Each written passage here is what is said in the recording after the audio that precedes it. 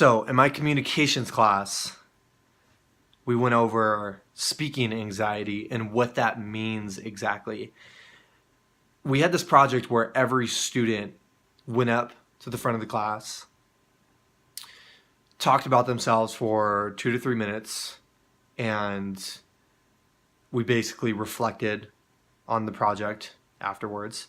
But it was very interesting to note, like, though I have speaking experience, public speaking experience, and um, I teach a bunch throughout the week and I'm working one-on-one with people, I still had like a really, really difficult time with this topic of public speaking anxiety.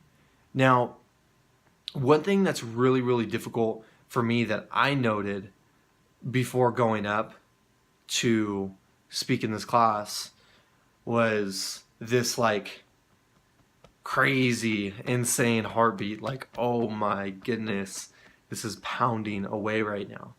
Um, and then you get up there and it almost feels like you're going to faint a little bit. Like, and then you start talking and it's actually not that bad once you kind of get over yourself and just say it. One thing that was interesting for me when I was going through my speech was that I started out giving my speech about basically my love-hate relationship for college. And then I just kind of ranted on that. We were supposed to prepare. I didn't prepare.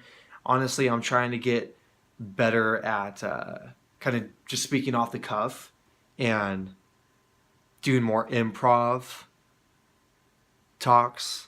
So all of these videos, there's no script to anything that I'm saying. It's just kind of whatever's on my mind. And I'm like, started a YouTube channel. I'm speaking off the cuff.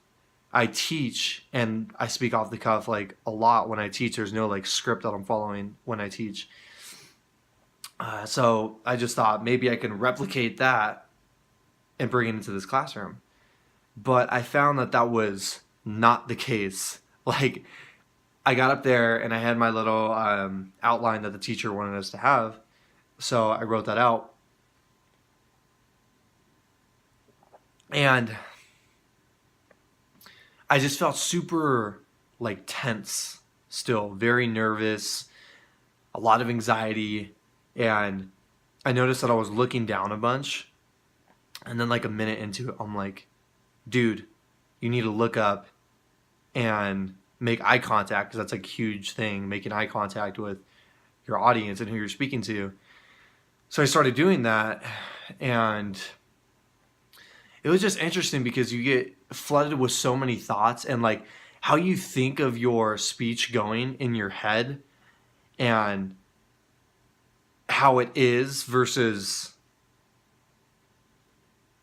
like reality. So in your head, like your mental picture versus like reality is two completely different things. And it's very interesting because before I went up there, I'm like, yeah, I'm about to make people laugh. This is going to be fun. I'm just going to share like a part of my story and how I got into martial arts and blah, blah, blah. And yeah, I just felt super nervous. And when we talked about this afterwards, we kind of had a meeting. It was called the AA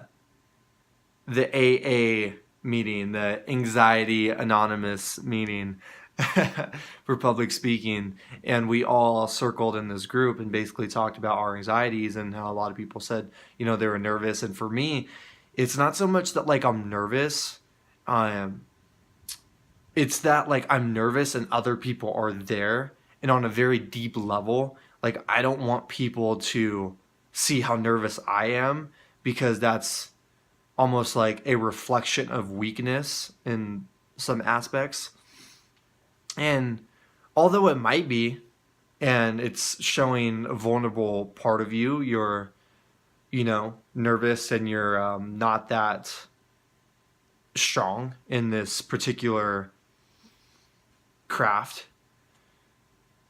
I think it is a shedding that you need to go through in order to get to the next level. And it's just interesting, man, because like I really started getting into public speaking like this year, like hard, teaching pretty much 7 days a week,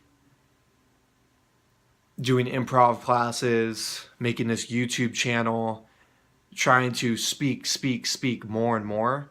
And I guess the overall speaker and like the ideal speaker that I want to be would be someone who's more light when I'm up there, not so serious. I want to make people laugh. I want them to enjoy the experience when they're with me, when they're taking in my story or my public speaking. And I think in order to get there, you have to point out all of your weaknesses. I think this goes hand in hand with martial arts too. When you talk about like identifying your weaknesses in a very, very honest, clear light, rather than being like, like I'm okay at that, but I'll just sweep it underneath the rug, or like I'm kind of, weak in this, so I'll sweep it underneath the rug, and not actually shedding light on that. I think that is very, very negative in a lot of ways. And if you ever do compete in martial arts, I'm kind of getting off subject here, but how this ties into it is that you will be exposed. Your weakness will be exposed. The thing that you did not practice, that will be shed. That will have light shed on it, and it will come to surface a little bit. It was funny. I just got this flashback from a tournament that I had not too long ago, and I practiced so many things, so many offensive elements to my BJJ game, and I felt like I had them down. At the time, I was working the Darce, so I was working the Darce so much. It's basically a choke, and I drilled this thing from so many different angles, and I'm like, man, I'm about to get him. I'm about to get whoever I go against. And it's funny because I didn't drill a lot of defense, like working on my defense. And the guy who I went against was super, super solid in his guard game. So he had me in his guard. That's where somebody is, you are wrapped in somebody's legs, and they are basically locking their feet together so you can't get out. And if you try to stand, they're going to sweep you or do something and use it against you. And it was funny because in this tournament, it really shed light on things that I need to work on.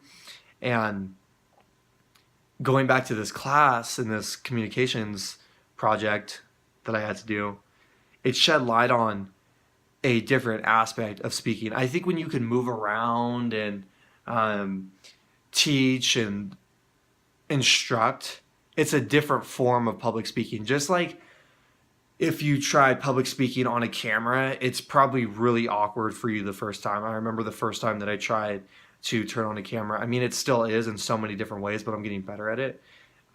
It's super, super awkward. It's like, what the hell is this? You're just looking into like a little tiny hole, and somebody on the other side is watching this. And you have all these different elements to speaking, like where if you're good at speaking in your room in a camera by yourself, that's fine, but you might not be that great in a room filled with a bunch of people. That's super, super big. And then there is speaking while you are demonstrating. There is speaking while you're standing still and just formulating your thoughts. There's speaking off the cuff. There's going by a script when you're speaking and trying to follow that and make it fluid. And really, I think the main thing, the lowest common denominator for me is being real, being authentic, and conveying that through my communication. And really, I think in this stage of my life, I'm really trying to figure out this communication element.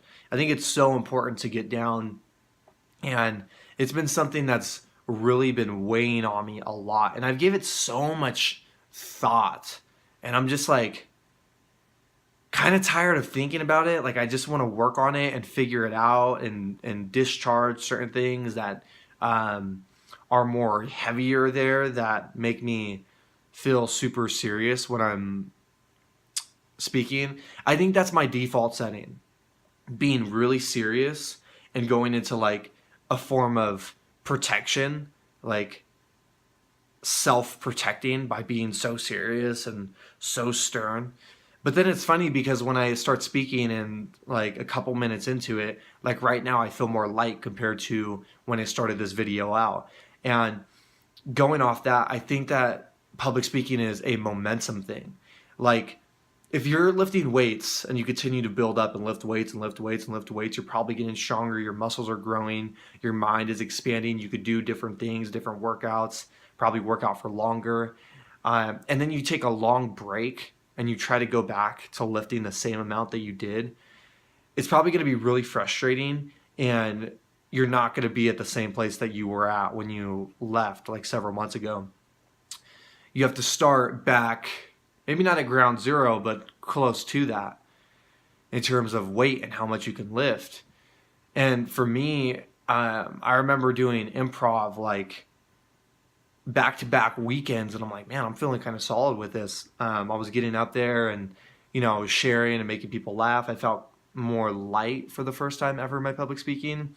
And I see now more than ever how it is a momentum thing. It's like you have to keep it going in order to stay strong at it. Like if you stop, then it's not like everything goes away, but that basic natural ability to get your thoughts out there, to convey them, to add some humor in there, to be yourself. That's a fucking gift and a talent that is acquired over time. But maybe not. Maybe some people are just naturally, talented and can get off there and kill it, can get on a stage and kill it, or in front of a classroom or in front of a, whatever, and just rip off any subject. I have a few friends that are like that. I never understood it. I'm like, oh my goodness, like how are you doing this right now? But for me, it's something that has become a craft that I'm trying to mold. It's never been something that is naturally given to me. Like I fluctuate between being really, really serious to being light, energetically, to sharing, not being overly invested in what I'm doing, not taking things too seriously. And it's funny because I think when you can start like looking at yourself from like the outside in, you could see all of these little things happening.